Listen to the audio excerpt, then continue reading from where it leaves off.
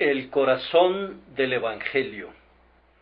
Así que somos embajadores en nombre de Cristo, y como Dios os exhorta por medio nuestro, rogamos en nombre de Cristo, reconciliaos con Dios. Al que no conoció pecado, por nosotros Dios le hizo pecado. 2 Corintios 5, 20, 21. La redención es el corazón del Evangelio, y la esencia de la redención es el sacrificio sustitutivo de Cristo. Los que predican esta verdad, predican el Evangelio, aun si se equivocaran en alguna otra cosa, pero los que no predican la expiación, sin que importe lo que digan, no han podido captar el alma y la sustancia del mensaje divino. En estos días me siento impulsado a ir una y otra vez a las elementales verdades del Evangelio. En tiempos de paz nos sentimos libres de incursionar en los interesantes espacios de la verdad que yacen en la lejanía, pero ahora debemos permanecer en casa y vigilar las creencias fundamentales de la Iglesia, defendiendo los principios básicos de la fe. En esta época se han levantado hombres en la propia Iglesia que hablan de cosas perversas. Hay muchos que nos inquietan con sus filosofías y sus nuevas interpretaciones, con las que ellos mismos niegan las doctrinas que dicen enseñar y atacan la fe que ellos han prometido guardar. Es bueno que algunos de nosotros, que sabemos lo que creemos y no tenemos significados secretos para nuestras palabras, afirmemos nuestro pie y nos mantengamos firmes, defendiendo la palabra de vida y declarando llanamente las verdades fundamentales del Evangelio de Jesucristo. Permítanme que les ofrezca una parábola. En los días del emperador Nerón hubo una gran escasez de comida en la ciudad de Roma, a pesar de que había abundancia de grano que se compraba en Alejandría. Cierto hombre propietario de una embarcación fue hasta la costa y allí observó a mucha gente hambrienta que miraba fijamente hacia el mar en espera de las embarcaciones que debían llegar de Egipto con el trigo. Cuando esos navíos, uno por uno, llegaban a la costa, la pobre gente retorcía sus manos en amargo desencanto, pues a bordo de las naves no había sino arena que el tirano emperador había exigido que se trajera para usarla en el circo. Se trataba de una infame crueldad, pues mientras los hombres morían de hambre, Nerón había ordenado que los barcos mercantes fueran y vinieran, y no trajeran sino arena para los espectáculos de los gladiadores, cuando era el trigo lo que tan grandemente se necesitaba.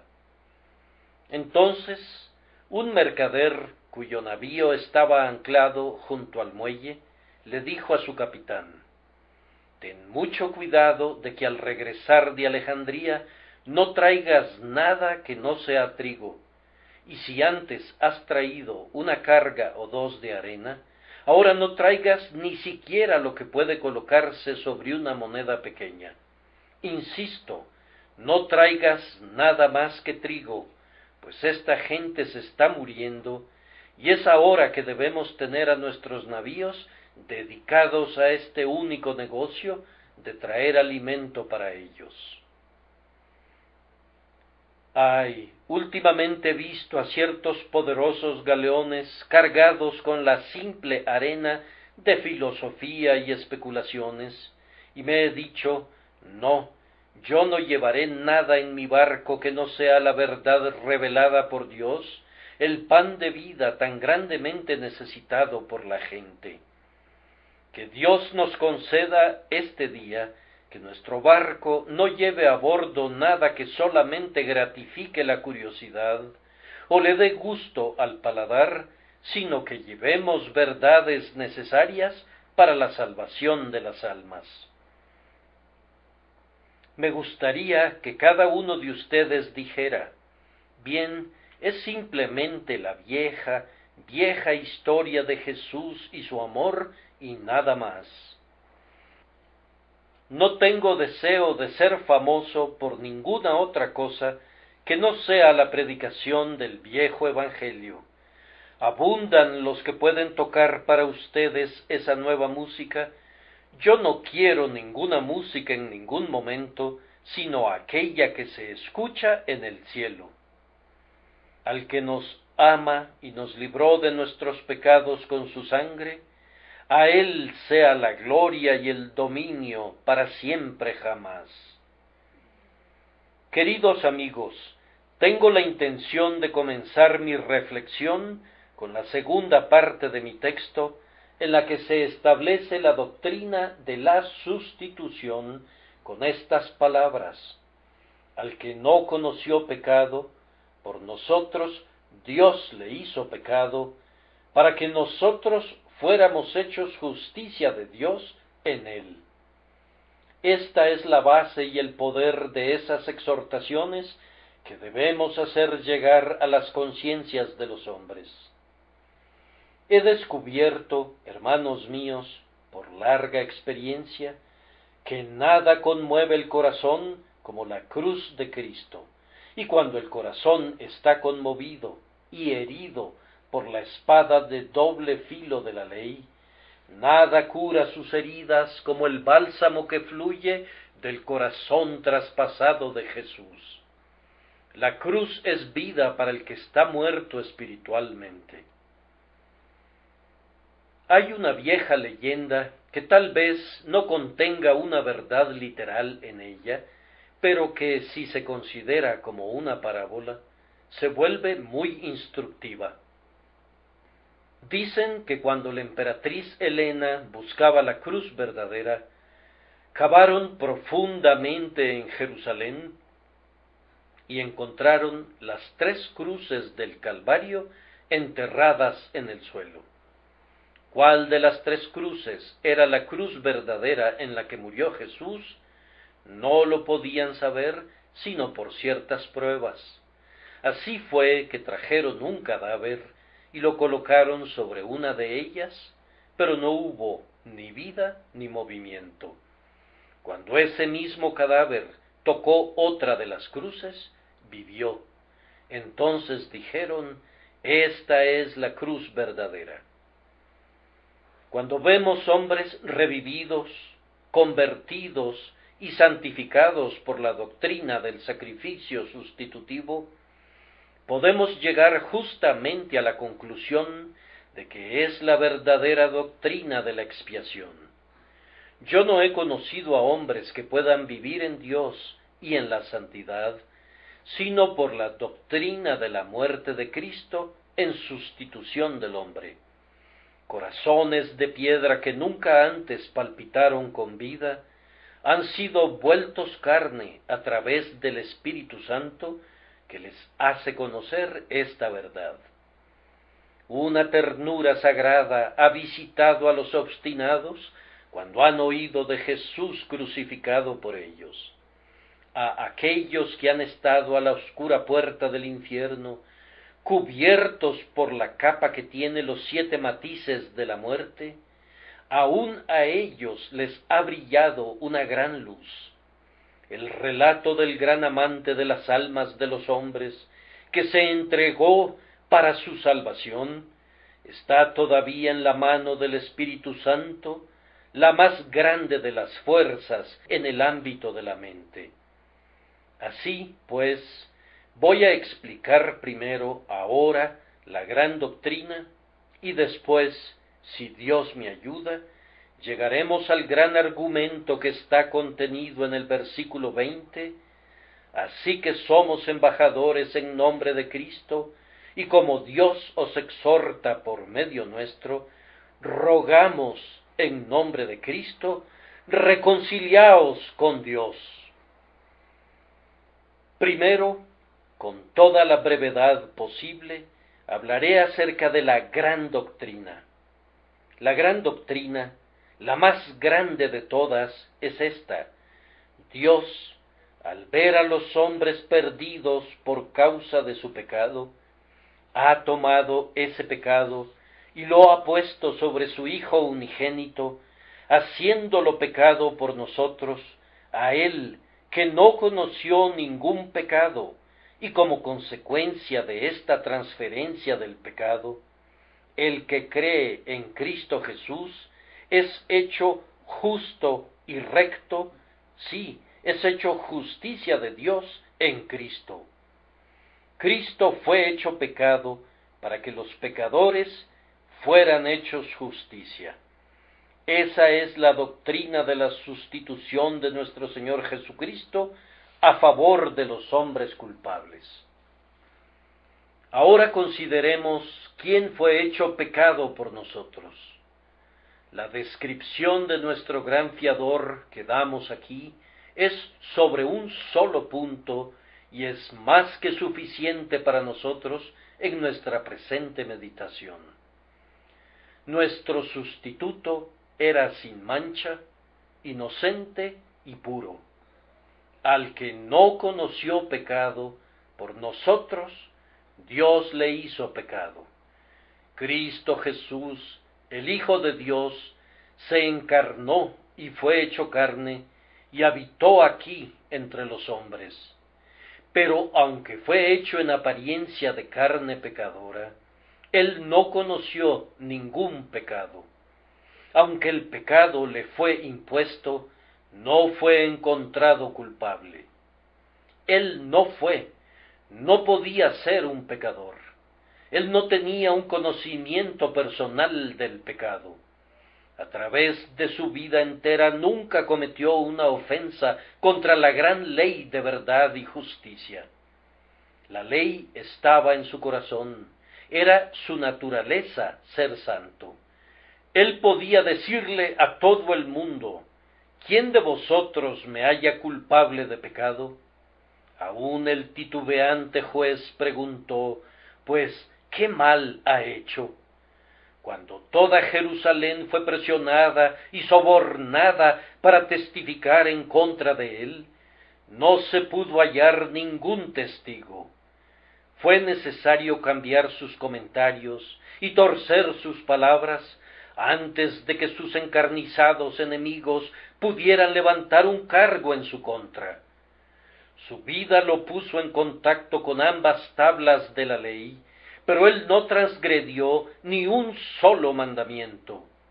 Así como los judíos examinaban el cordero pascual antes de que lo sacrificaran, así los escribas y fariseos y los doctores de la ley y gobernantes y príncipes examinaron al Señor Jesús sin hallar ofensa en él, pues él era el Cordero de Dios sin mancha y sin contaminación.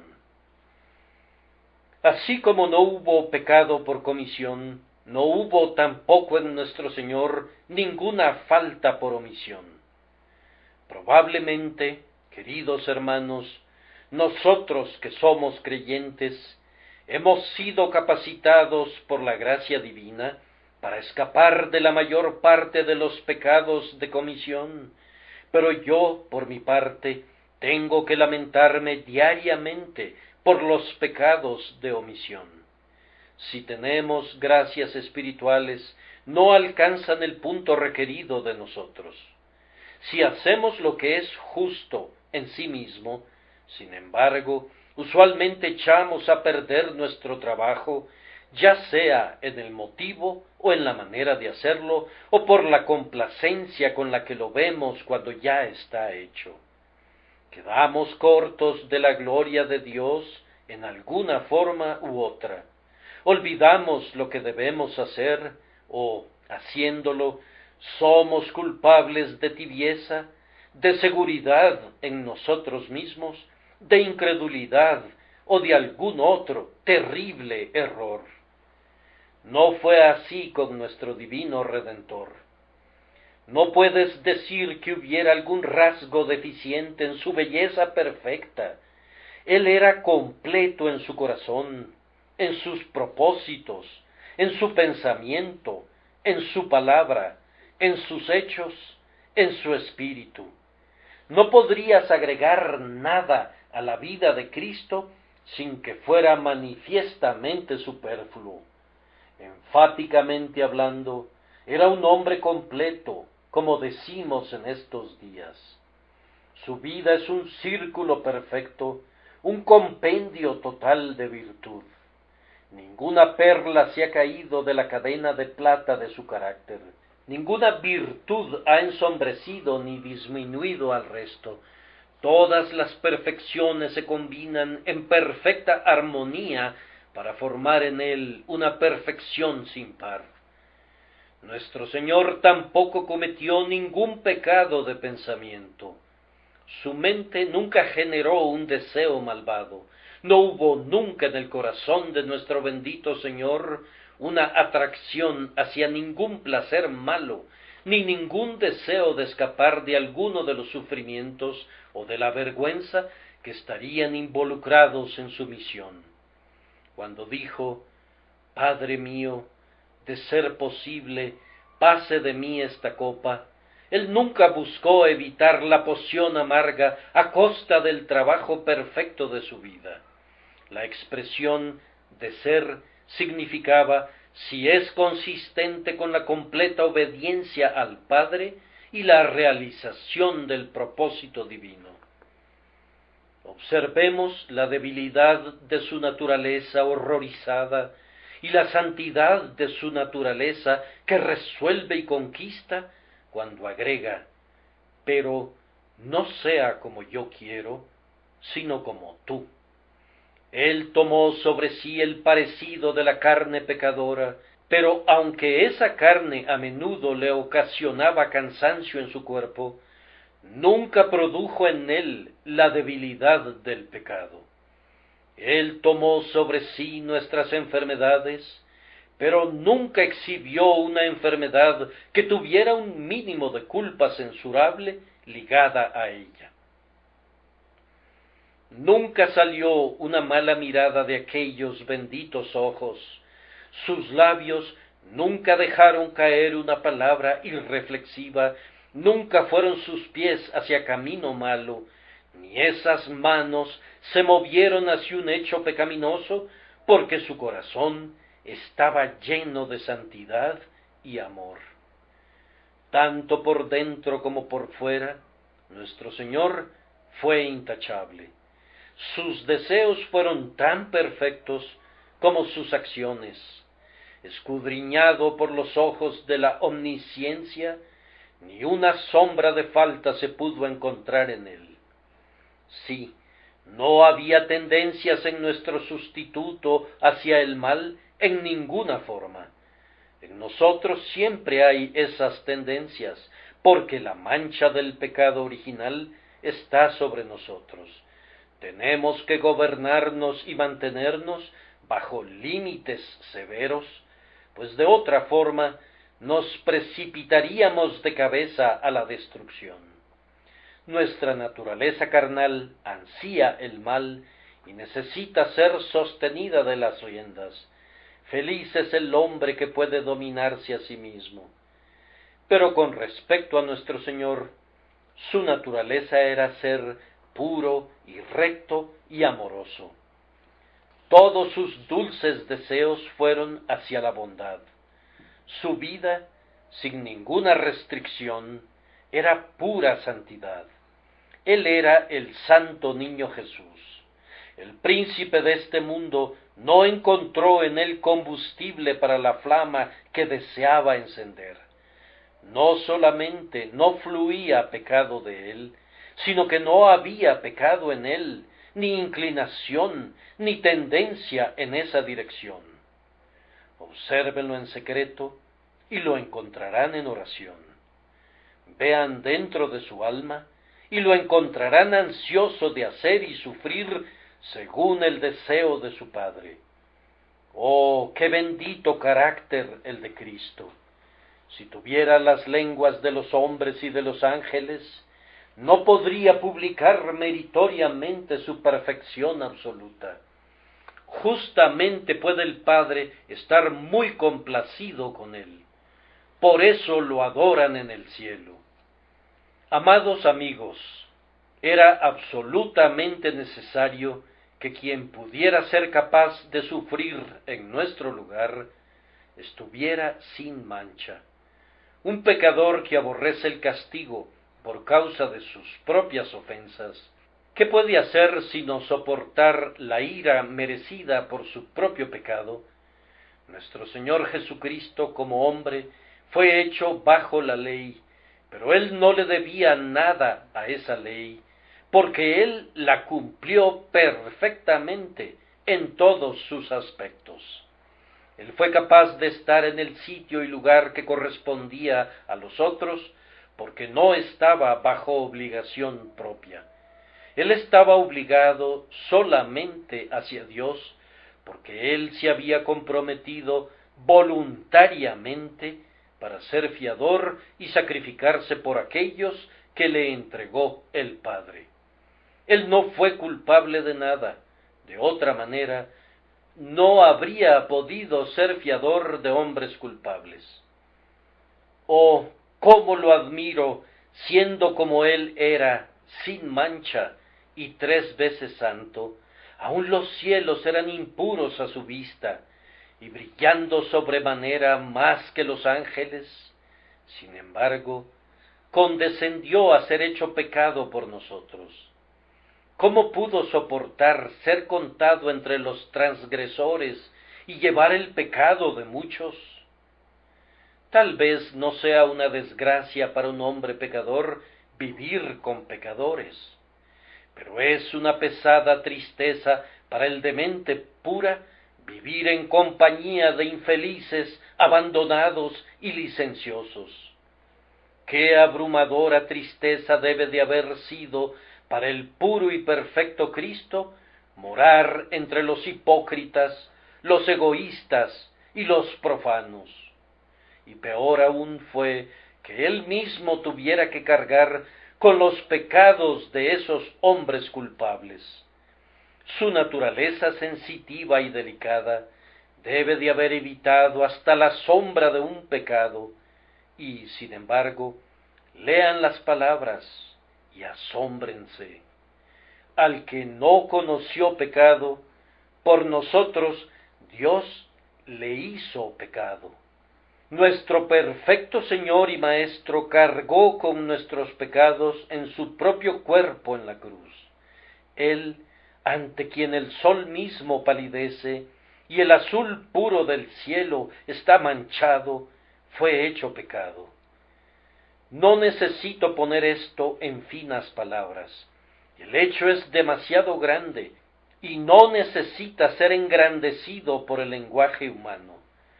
Dorar el oro refinado o engalanar al lirio sería absurdo, pero mucho más absurdo sería tratar de revestir con las flores del lenguaje las bellezas incomparables de la cruz.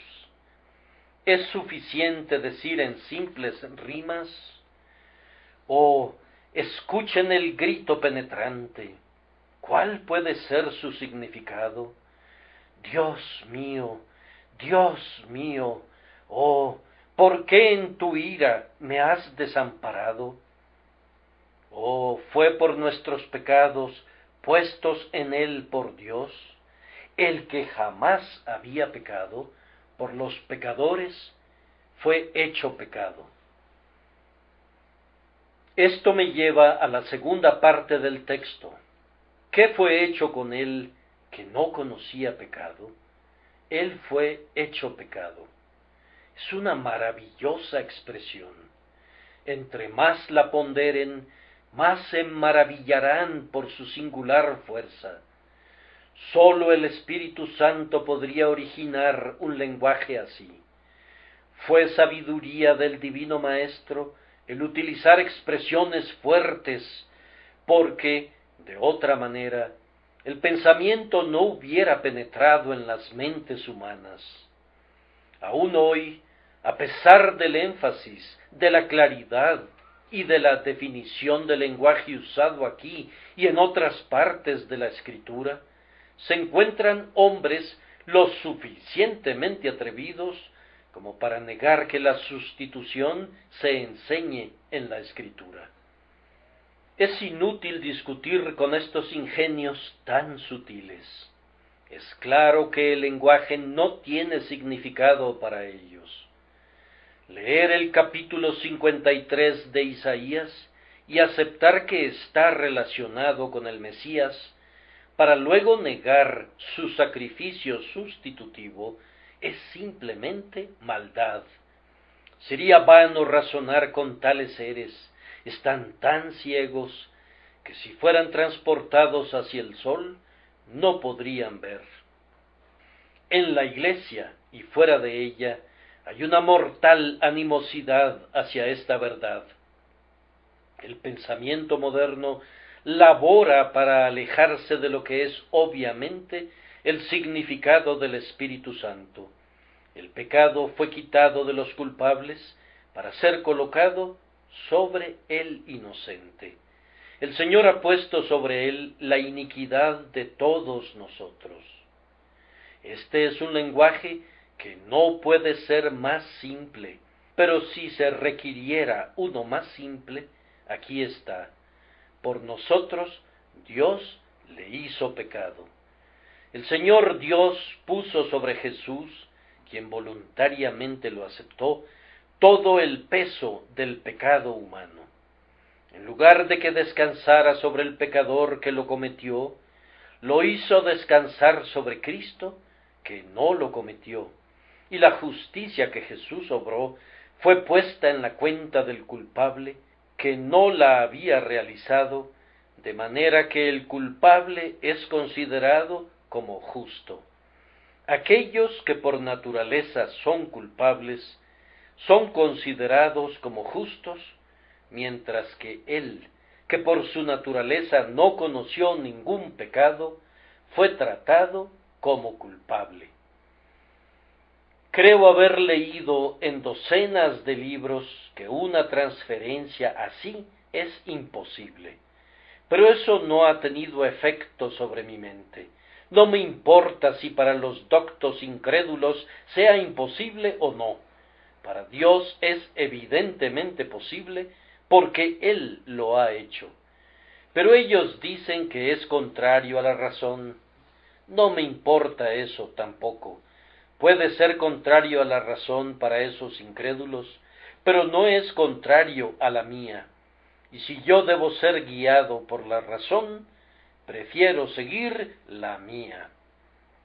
La expiación es un milagro, y los milagros deben ser bien aceptados por la fe, más que medidos por el cálculo. Un hecho es el mejor de los argumentos.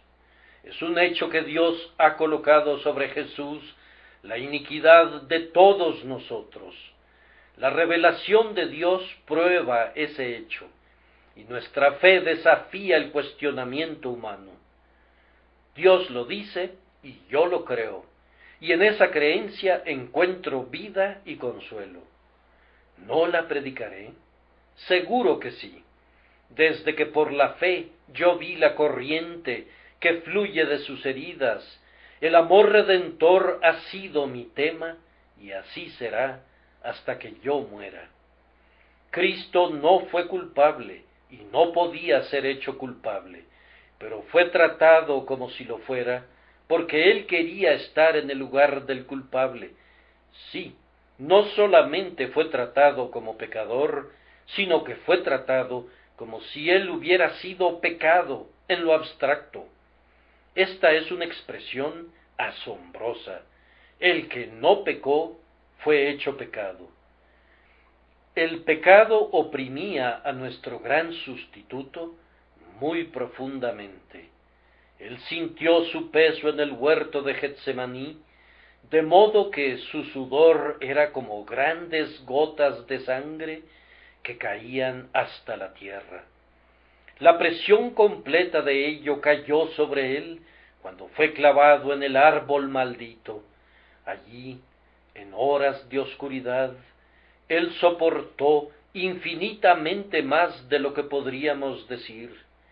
Sabemos que Él soportó la condenación de la boca del hombre, de manera que está escrito, Él fue contado entre los transgresores.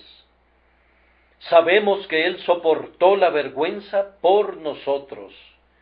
¿No temblaron sus corazones al leer esto? Entonces ellos escupieron en su rostro. Fue una cruel afrenta realizada sobre su persona bendita. Esto, yo digo, nosotros lo sabemos. Sabemos que Él soportó innumerables penas de cuerpo y alma. Él tuvo sed. Él gritó en la agonía de la deserción. Él sangró. Él murió. Sabemos que Él entregó su alma hasta la muerte y entregó el espíritu. Pero más allá de todo esto, había un inmensurable abismo de sufrimiento. La liturgia griega adecuadamente habla de tus desconocidos sufrimientos. Probablemente para nosotros sean sufrimientos que no podemos conocer. Él era Dios así como hombre, y la divinidad le proporcionó un omnipotente poder a su humanidad, de manera que estaba comprimida dentro de su alma y soportada por ella una cantidad de angustia que no podemos concebir. Ya no diré más. Es sabio poner un velo en lo que es imposible describir. Este texto a la vez oculta y descubre su dolor cuando dice, Dios le hizo pecado. Observen las palabras, perciban su significado si pueden. Los ángeles desean entenderlo. Observen este terrible cristal. Dejen que sus ojos busquen profundamente dentro de este ópalo, dentro de cuya enjollada profundidad hay flamas de fuego. El Señor hizo pecado a quien era perfectamente inocente por nosotros. Eso significa una mayor humillación, oscuridad, agonía y muerte de la que ustedes puedan concebir. Trajo un desgarramiento y casi una destrucción al tierno y gentil espíritu de nuestro Señor. Yo no digo que nuestro sustituto soportara un infierno, eso sería injustificable. Yo no diré que Él soportó el castigo exacto por el pecado o un equivalente de él, pero sí digo que lo que Él soportó le proporcionó a la justicia de Dios una reivindicación de su ley más clara y más efectiva de lo que hubiera sido la condenación de los pecadores por los que Él murió. La cruz es, bajo muchos aspectos, una más plena revelación de la ira de Dios contra el pecado humano que aun el Tofet y el humo del tormento que sube eternamente. Quien quisiera conocer el odio de Dios hacia el pecado, debe ver al unigénito sangrando en su cuerpo y sangrando en su alma hasta la muerte. Debe deletrear cada palabra de mi texto y leer su significado más íntimo. Así, hermanos míos, estoy avergonzado de la pobreza de mi explicación y por consiguiente solamente repetiré el pleno y sublime lenguaje del apóstol: por nosotros Dios le hizo pecado. Es más, que Él quiso quebrantarlo y le hirió. Es más, que Dios lo ha abandonado. Es más, que el castigo que nos trajo paz fue sobre Él. Es la más sugestiva de todas las descripciones. Por nosotros Dios le hizo pecado. Oh profundidad de terror y sin embargo cumbre de amor. Entonces sigo adelante para observar, en tercer lugar, ¿quién lo hizo? El texto dice, por nosotros Dios le hizo pecado. Dios mismo fue quien designó a su querido Hijo para que fuera hecho pecado por los hombres culpables. Los sabios nos dicen que esta sustitución no puede ser justa. ¿Quién los hizo jueces de lo que es justo y recto? Yo les pregunto si en verdad ellos creen que Jesús sufrió y murió. Si ellos creen que sí, ¿cómo explican el hecho? ¿Dicen que murió como un ejemplo? Entonces yo pregunto, ¿es justo que Dios permita que un ser sin pecado muera como un ejemplo? El hecho de la muerte de nuestro Señor es seguro y tiene que ser tomado en cuenta. La nuestra es la explicación más plena y más verdadera. En la designación del Señor Jesucristo para que fuera hecho pecado por nosotros, hubo, primero que nada, un despliegue de la soberanía divina. Dios hizo aquí lo que nadie sino Él podría haber hecho. No podría ser posible que todos nosotros juntos pudiéramos poner nuestros pecados sobre Cristo, pero fue posible para el gran juez de todos, que no da cuenta de sus actos, que determinara que así debía ser. Él es la fuente de la rectitud, y el ejercicio de su divina prerrogativa es siempre justicia incuestionable. Que el Señor Jesús, quien se ofreció como un fiador y sustituto voluntario, fuera aceptado como fiador y sustituto para el hombre culpable, se debió al poder del gran juez supremo. En su divina soberanía lo aceptó a él, y ante esa soberanía nos inclinamos. Si alguien lo cuestionara, nuestra única respuesta sería: antes que nada, oh hombre, ¿quién eres tú para que contradigas a Dios? La muerte de nuestro Señor también mostró la justicia divina. Le pareció bien a Él, como juez de todos, que el pecado no fuera perdonado sin el cobro del castigo que había tan justamente anticipado, o cualquier otra manifestación de justicia tal que pudiera reivindicar a la ley. Dicen que este no es el Dios de amor. Yo respondo, Él es el Dios de amor, primordialmente lo es. Si tuvieran en el estrado a un juez cuya naturaleza fuera pura bondad, le correspondería como juez ejecutar la justicia, pues de otra forma su bondad sería ridícula. Es más, su bondad para el criminal sería falta de bondad hacia toda la sociedad. No importa lo que pueda hacer personalmente el juez, él está oficialmente obligado a hacer justicia. Y el juez de toda la tierra no ha de hacer lo que es justo. Hablan de la paternidad de Dios. Elaboren lo que quieran sobre ese tema, aun hasta hacer de él una herejía. Pero, sin embargo, Dios es el gran gobernador moral del universo, y a Él le corresponde tratar el pecado de manera que se vea como un mal y una cosa amarga. Dios no puede disimular la maldad. Bendigo su santo nombre y lo adoro, porque no es injusto para ser caritativo, y no perdona al culpable para mostrar su bondad. Cada transgresión y desobediencia tienen su castigo merecido, pero a través del sacrificio de Cristo, Él es capaz justamente de perdonar. Bendigo su santo nombre, porque para reivindicar su justicia determinó que, aunque un perdón gratuito fuera proporcionado a los creyentes, tenía que estar fundado sobre una expiación que cumpliera todos los requisitos de la ley. Admiren también en el sacrificio sustitutivo la inmensa gracia de Dios.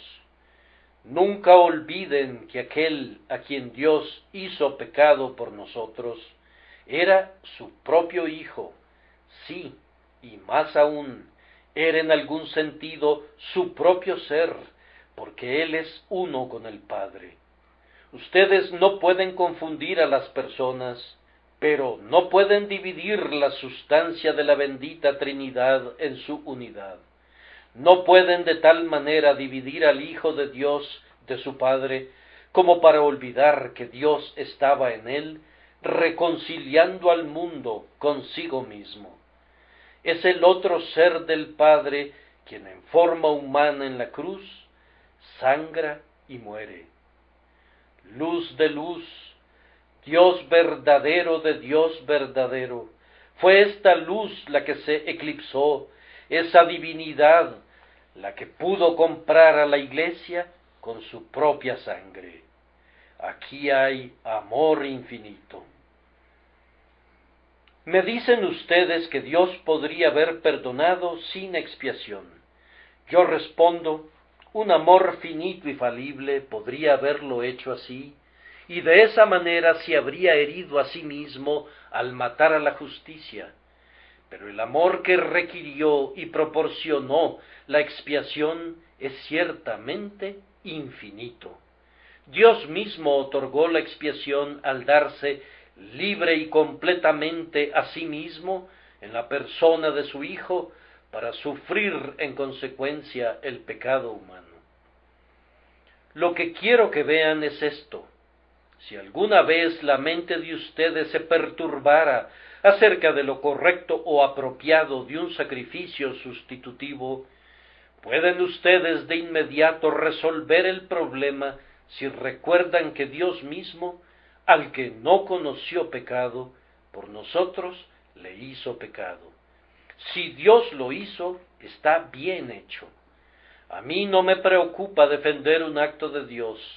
Dejemos que el hombre que se atreva a acusar a su hacedor piense bien lo que hace. Si Dios mismo proporcionó el sacrificio, estén seguros de que Él lo aceptó. No puede hacerse ningún cuestionamiento acerca de ello, dado que Jehová lo hizo para castigar nuestras iniquidades en Él. Quien hizo que Cristo fuera hecho pecado por nosotros, sabía lo que hacía, y no nos corresponde a nosotros decir, ¿es esto correcto o no? El Dios 3 veces santo ha hecho esto, y debe ser correcto. Lo que satisface a Dios puede perfectamente satisfacernos a nosotros. Si Dios se complace con el sacrificio de Cristo, ¿no debemos nosotros estar más que complacidos?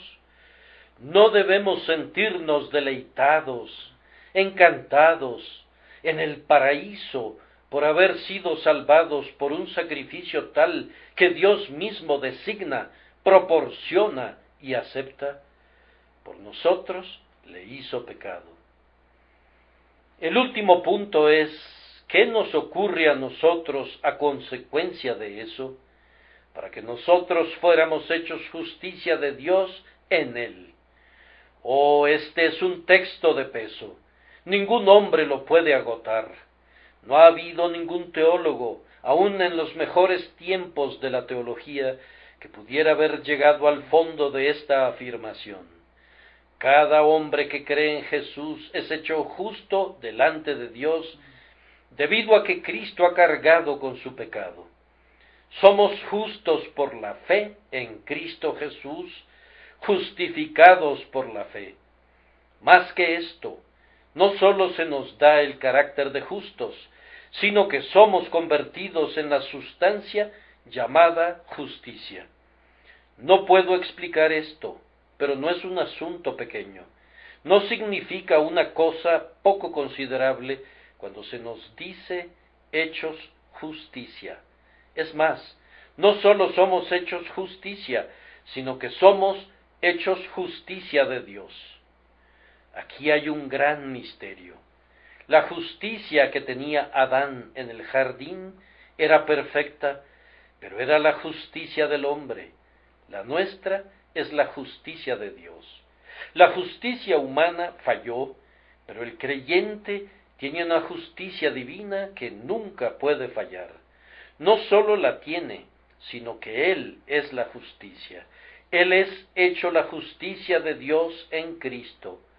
Podemos cantar ahora, vestido con la vestimenta de mi Salvador, santo como el santo. Cuán aceptables para Dios deben ser aquellos que son hechos por Dios mismo, la justicia de Dios en Él. Yo no puedo concebir nada más completo. Así como Cristo fue hecho pecado, y sin embargo nunca pecó, así somos hechos justicia, aunque no podemos afirmar el haber sido justos en y por nosotros mismos. Pecadores como somos, y forzados a confesarlo con dolor, aun así el Señor nos cubre tan completamente con la justicia de Cristo, que sólo su justicia se ve, y somos hechos la justicia de Dios en Él. Esto es verdad para todos los santos, todos los que creen en su nombre. Oh, el esplendor de esta doctrina, amigo mío, ¿la puedes ver? Con todo y lo pecador que seas, manchado, deformado y envilecido, si tú aceptas al gran sustituto que Dios te proporciona en la persona de su querido Hijo, tus pecados te son quitados y la justicia te es dada. Tus pecados fueron puestos sobre Jesús, la víctima propiciatoria, ya no son tuyos, Él los ha quitado. Podría decir que su justicia se atribuye a ti, pero voy más allá y digo con el texto, tú eres hecho la justicia de Dios en Él. Ninguna doctrina puede ser más dulce que esta para aquellos que sienten el peso del pecado y están abrumados por su maldición. Así ahora, recopilando todo, tengo que cerrar con la segunda parte del texto, el cual no es una enseñanza, sino la aplicación de la enseñanza, un gran argumento. Así que somos embajadores en nombre de Cristo, y como Dios os exhorta por medio nuestro, rogamos en nombre de Cristo, reconciliaos con Dios. Oh, que mis labios tuvieran el lenguaje, o que mi corazón pudiera hablar sin ellos. Mi alegato sería con cada alma no convertida, incrédula, que se encuentre en este lugar, y rogaría como si fuera por mi vida. Amigo, estás enemistado con Dios, y Dios está airado contigo, pero está presto para la reconciliación. Él ha hecho un camino por el que puedes convertirte en su amigo, una costosa vía para Él mismo, pero sin costo para ti. Él no puede renunciar a su justicia y de esa manera destruir el honor de su propio carácter. Pero Él renunció a su Hijo, su unigénito y su bien amado, y ese Hijo suyo ha sido hecho pecado por nosotros, aunque Él no conoció pecado. Ve cómo Dios sale a tu encuentro. Observa cuán deseoso, cuán ansioso está de que haya reconciliación entre Él mismo y los hombres culpables. Oh señores, si no son salvos, no es porque Dios no pueda o no quiera salvarlos, es porque ustedes rehúsan aceptar su misericordia en Cristo. Si hay alguna diferencia hoy entre ustedes y Dios, no es por falta de bondad de su parte, es por falta de buena voluntad de ustedes. El peso de la ruina debe estar en las propias puertas de ustedes, la sangre de ustedes en sus vestidos. Ahora observen lo que tenemos que decirles hoy. Estamos ansiosos de que estén en paz con Dios, y por consiguiente actuamos como embajadores de Cristo. No voy a enfatizar en el oficio de embajador como algo honorable o de autoridad, porque no siento que esto tenga peso ante ustedes, pero enfatizaré con todo mi esfuerzo sobre la paz que nosotros les traeríamos a ustedes. Dios me ha reconciliado con Él mismo, y qué no daría porque ustedes también se reconciliaran. Antes no lo conocía, ni me preocupaba por Él. Vivía bastante bien sin Él, y me divertía con tonterías como para olvidarlo. Pero me atrajo para que buscara su rostro, y buscando su rostro lo encontré. Él ha borrado mis pecados y removido mi enemistad. Yo sé que soy su siervo, y que Él es mi amigo, mi Padre, mi todo. Y ahora no puedo dejar de intentar, a mi pobre manera, ser un embajador suyo ante ustedes. No me gusta que alguno de ustedes pueda vivir enemistado con mi Padre que lo hizo, y que ustedes puedan provocarlo sin motivo, prefiriendo el mal al bien. ¿Por qué no estar en paz con quien tanto quiere estar en paz con ustedes? ¿Por qué no amar al Dios de amor y deleitarse en Él que es tan bondadoso con ustedes? Lo que ha hecho Él por mí, también está completamente deseoso de hacerlo por ustedes. Él es un Dios que está listo para el perdón.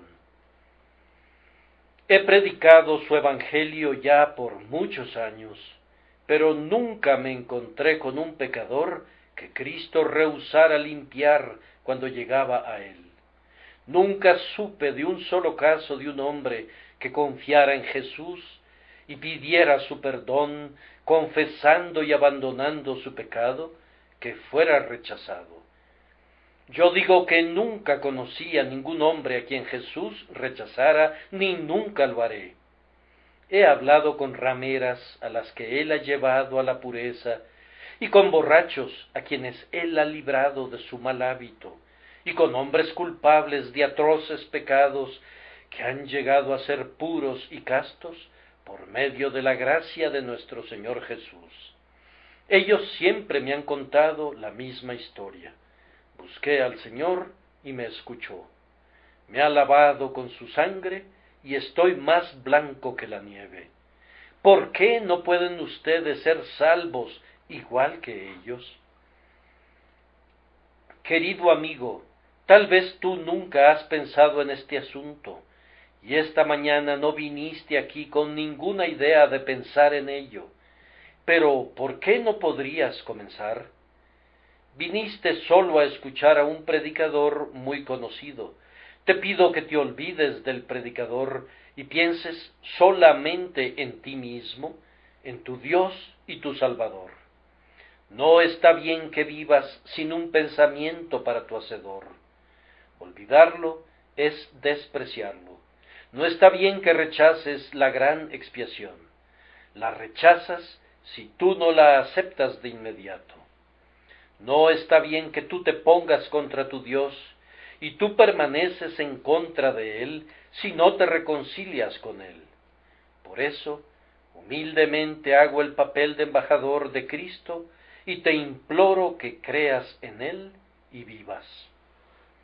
Observen que el texto dice: somos embajadores en nombre de Cristo y como Dios os exhorta por medio nuestro. Este pensamiento me asombra. Cuando vine esta mañana, sentí como si pudiera ocultar mi cabeza entre mis manos y llorar cuando pensé en Dios suplicándole a alguien. Él habla y eso se hace. Miríadas de ángeles se sienten felices de volar a su mandato, y sin embargo, el hombre ha llegado a ser tan enemigo de Dios que no quiere ser reconciliado con Él.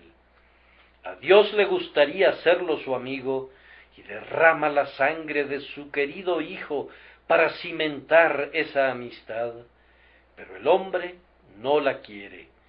Vean al gran Dios exhortando a su criatura obstinada, a su insensata criatura. En esto siento una compasión reverente por Dios. ¿Debe él exhortar a un rebelde para que quiera ser perdonado? ¿Oyen ustedes eso? ¿Los ángeles oyen eso? Él, que es Rey de Reyes, oculta su soberanía y se inclina para exhortar a su criatura a reconciliarse con él. No me maravilla que algunos de mis hermanos retrocedan ante tal idea y no puedan creerlo. Parece que no glorifica al Dios glorioso. Sin embargo, mi texto lo dice y debe de ser verdadero. Y como Dios os exhorta por medio nuestro, esto hace que la predicación sea un trabajo terrible. ¿No es así? Yo debo exhortarlos como si Dios les hablara a través de mí, viéndolos a través de estos ojos y extendiendo sus manos a través de estas manos. Él dice: todo el día extendí mis manos a un pueblo desobediente y rebelde. Él habla suave y tiernamente y con afecto paternal a través de estos pobres labios míos, y como Dios os exhorta por medio nuestro. Además, observen la siguiente línea que, si fuera posible, tiene aún más fuerza: rogamos en nombre de Cristo. Dado que Jesús murió en nuestro lugar, nosotros, a quienes redimió, debemos rogar a nuestra vez por otros, y así como derramó su corazón por los pecadores en lugar de ellos, así nosotros debemos también derramar nuestros corazones por los pecadores en el lugar de él. Rogamos en nombre de Cristo. Ahora pues, si mi Señor estuviera aquí esta mañana, ¿cómo les rogaría para llegar a él? Quisiera, Señor mío, tener mayor capacidad para estar en tu lugar en este momento. Perdóname que yo sea tan incapaz. Ayúdame a quebrantar mi corazón. Pensar que no se quebranta como debiera por estos hombres y mujeres que están resueltos a destruirse ellos mismos y por tanto ignorarte a ti, mi Señor, como si tú fueras un criminal común que colgara de la horca. Oh hombres, ¿cómo pueden valorar tan poco la muerte del Hijo de Dios? Es la maravilla del tiempo, la admiración de la eternidad. Oh almas, ¿por qué rechazan la vida eterna? ¿Por qué quieren morir? ¿Por qué desprecian a quien les puede dar la vida? Hay sólo una puerta para la vida, y esa puerta es el costado abierto de Cristo. ¿Por qué no quieren entrar y vivir? Venid a mí, dice, venid a mí. Me parece que dice: venid a mí, todos los que estáis fatigados y cargados, y yo os haré descansar.